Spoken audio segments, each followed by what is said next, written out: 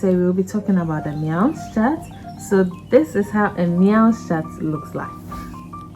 And we're going to learn how to fill a Meows chart in order for us to pass our assessment station of the midwifery Osce. As you can see, it has the NMC, so this is the main thing you need to practice with. It has the NMC encoded, and this is from the NMC. You can see vaginal bleed at 10 because it's a mock Osce that I picked out, and it has the details of the condition or whatever the situation the patient is coming with. So pardon me if you can see this there, just take it off and assume there is nothing there. So this is how a Meows chart looks like, and we are going to learn how to fill our Meows chart in order to pass our midwifery Osce. Stay tuned.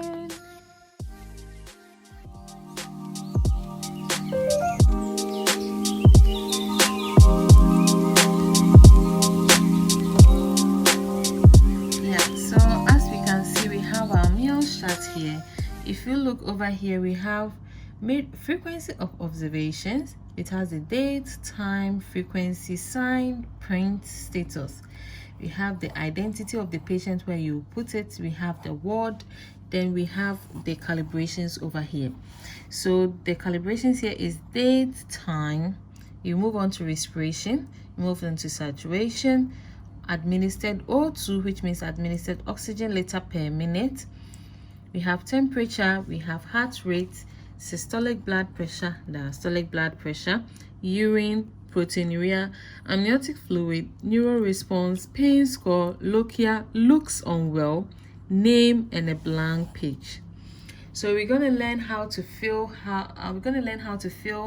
each and every one of them. Okay, so when you are giving your Meows chart and you've gathered your information about the patient, always write patient information first. So use identification label. So that will be if patient has a wristband or if patient's identity is on the scenario, what are you going to write? For example, if patient is called Juliana, always write in capital letter, as some people's handwriting may be very ineligible. You may not be able to see it very well, so always write in capital letters just so that the examiner can see what you are writing. For example, Juliana Mensah, date of birth 15th June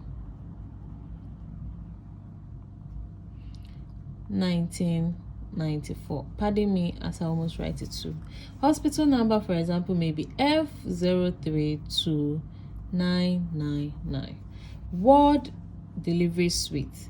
Now, if you are writing the word, which word was indicated in the scenario, if they indicated that you are in the antenatal ward, write antenatal. If they say delivery suite, write delivery suite. If they say that it's the GP, just write GP. You do not fill this part because you haven't filled a Meows chart. So if you haven't filled a Meows chart, you will not be able to fill your frequency of observation. But what you can do is that in order for you to beat time and catch up with time, you can write today's date, and that can be 07/11/2022. I always do it this way because so it can fit into my box. Time, let's say it's 9 o'clock. Frequency, you have not filled the Meows chart, so you wouldn't know your frequency. You will sign. Print name. How would you print name? It is your details. So I always write my name, Anita. When they say print name, it means that write your full name in capital letters, not small letter. Status, you are a midwife. Now you come. Your Meows chart, what time did you do it? It was done in the situation. For example, they always give a time in your scenario. For example, today 10:30. So when you are filling your Meows chart, you write today. If today is 7/11/22, this is how I always do it. I always go out of it so that it can go into it. And the time is, let's say if they had written in the scenario of the assessment station that is 10:30, today 10:30, then you write 10:30 with a dot in between. Then you move. Respiration. What did you get for your respiration? Was it above 30? Was it between 21 and 30? Was it between 11 and 20? Was it 0 to 10? So if you say that your respiration was 16, which of them falls under 16? Is between 11 to 20 falls under 16, so your 16 will be here.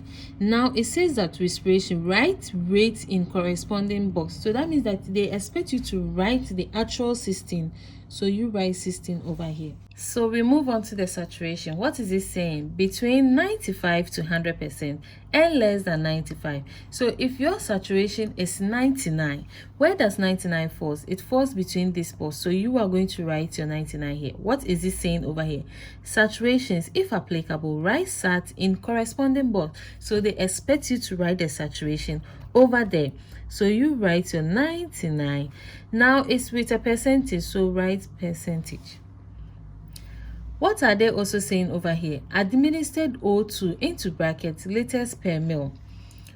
Now, is your patient in oxygen or is your patient breathing? If your patient was not on oxygen, there is no need for you to write here. Some people end up writing air. No, just leave it blank if your patient is not administered, because here they are asking of oxygen. So if your patient is not on oxygen, do not fill this part. Leave it blank. And we have the temperature over here. We have 99, 30, we have 39, 38, 37, 36, 35. Let's say your temperature is 36.8.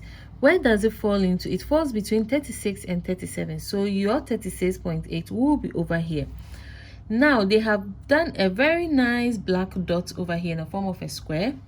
So they say that whatever your value is, just put it there. So if I had 36.8, I am going to put my 36.8 in between my 36 and my 37. So I have my full stop here, and I do not write 36.8 in addition because it does not indicate.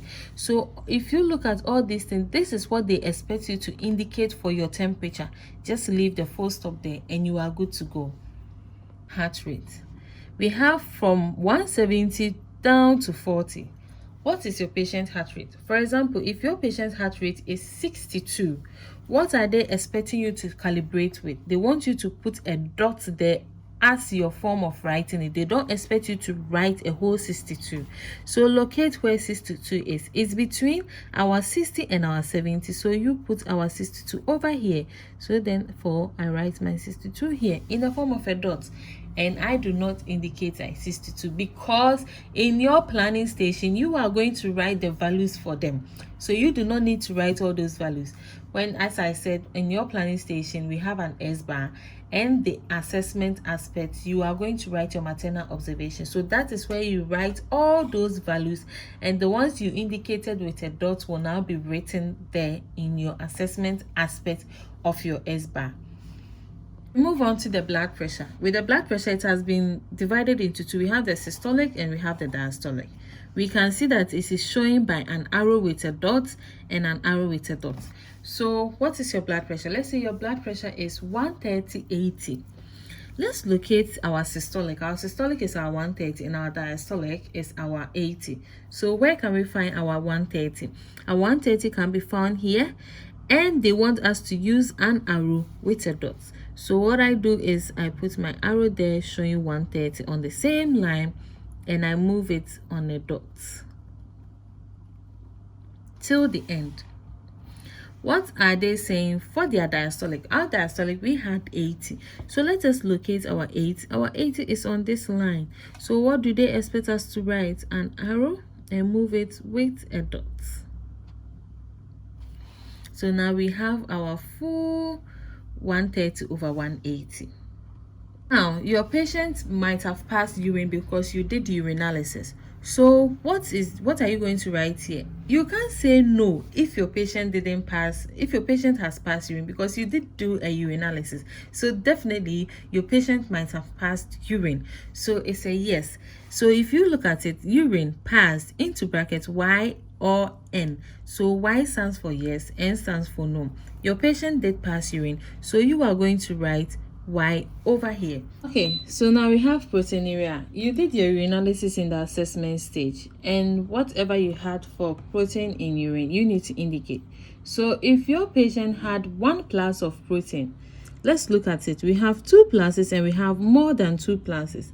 1 plus of protein cannot be written here. So if you had 1 plus of protein, do not go and write just 1 plus. You will fail, because this column is for 2 pluses and this column is for 2 pluses and above.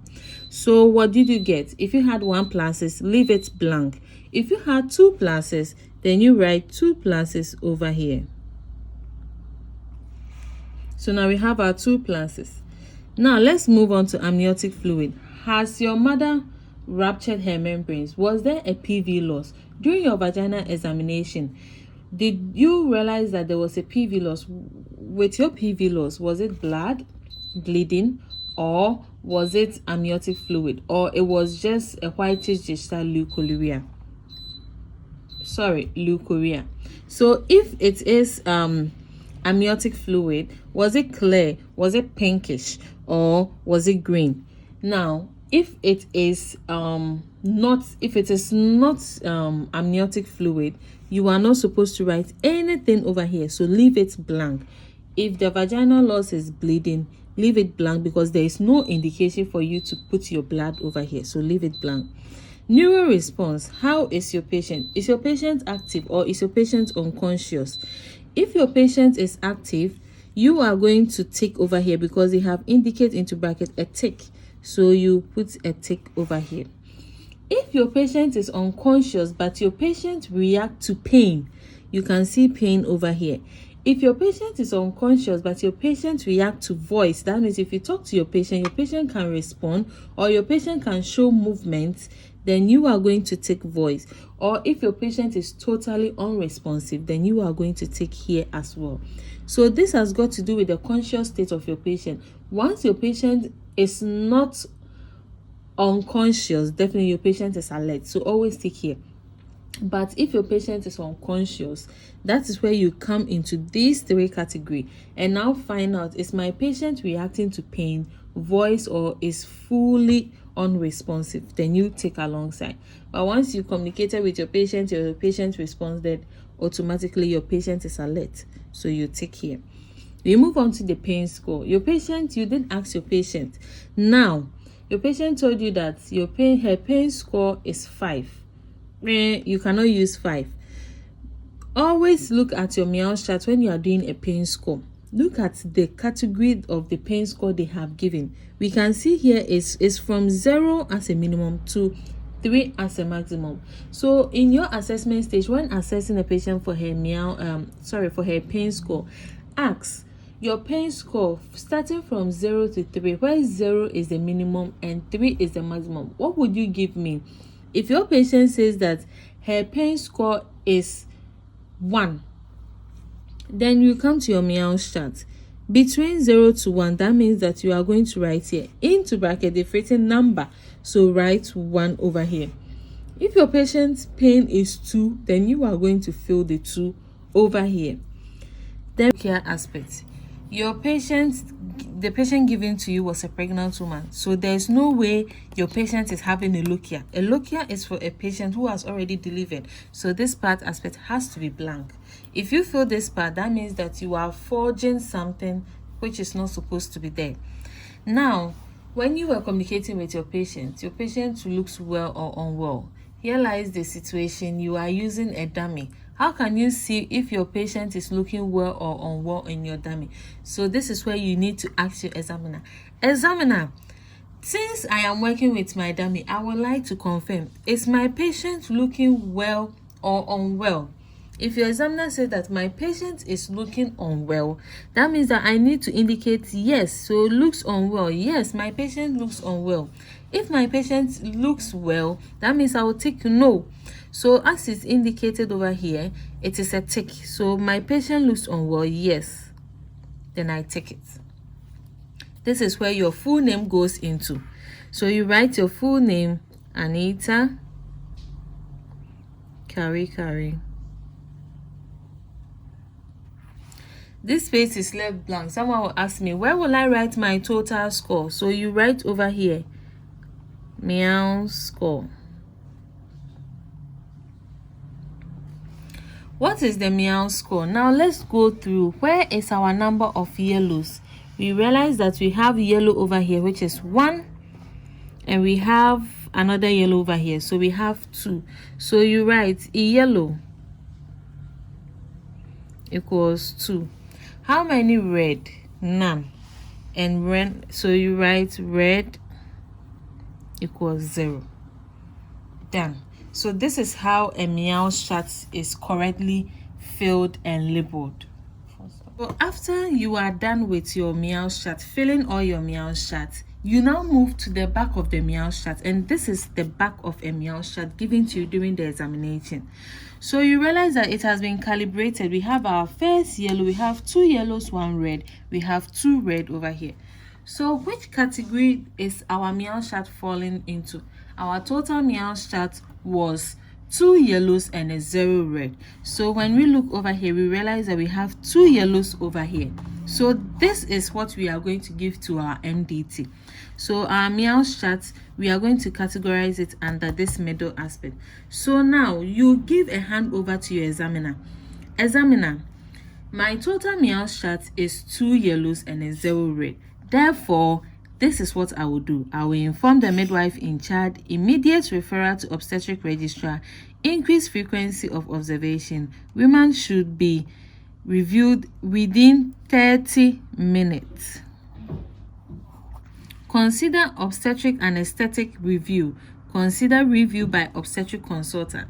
Now, this is where the whole thing is. You say you review your woman within 30 minutes. So your frequency of observation becomes 30 minutes. Therefore, it's now half hourly. So you now go back to your Meows chart again. So as I said, you never fill a frequency of observation because you have not completed your Meows chart, and this now is the reason why. So you've had your total Meows chart, you've done your handover to the MDT, and what did you say? You say you review your patient half hourly, and here is in hours, so you can't go and write 30 minutes over here. So whatever you are writing is in 30 minutes, so you write half hourly. So I always do it this way, half hourly. So now we have completed our Meows chart, and this is what is going to give you your pass mark. So we have fully filled our frequency of observation, we have entered patient details and the ward where we find our patient, and we have completed all our details. We've written our name, our full Meows chart, and we are done. So this is what is going to make you pass if you fill your Meows chart.